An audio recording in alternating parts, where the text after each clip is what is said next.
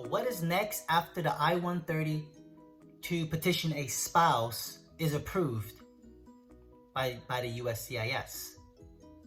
Well, what happens next would depends on the circumstance of the individual. Now, if the individual or the beneficiary is currently living or remaining in the United States,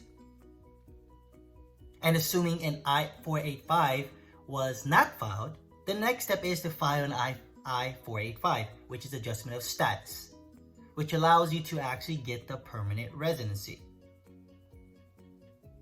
Then you go through the process. Upon it being approved, go through an interview if needed, then you get your marriage-based green card.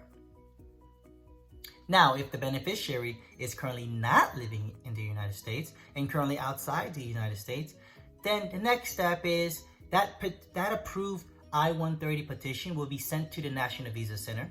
That National Visa Center, or NVC, will process the application or petition and send it over to the designated embassy. At that embassy, the embassy is going to notify the other party, the beneficiary, and potentially set up a date and provide a chance for the beneficiary to apply for an immigrant visa or green card. This application process is your adjustment of status information. So upon you filling information out through the Department of State, then you'll set up an interview. You also do your medical examination.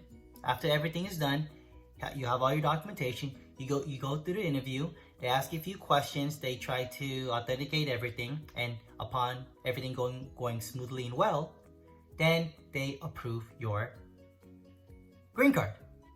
And what happens is they will stamp your passport, I-551, onto your passport. And that information right there will allow you to come to the United States, but also remain in the United States until you get your permanent green card, or like the actual green card itself, through the mail.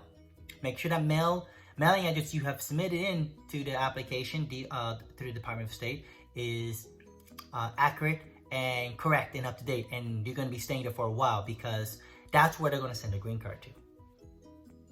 If you need help with the overall process or you have questions, contact us at Shaw Law Firm. We're here to help.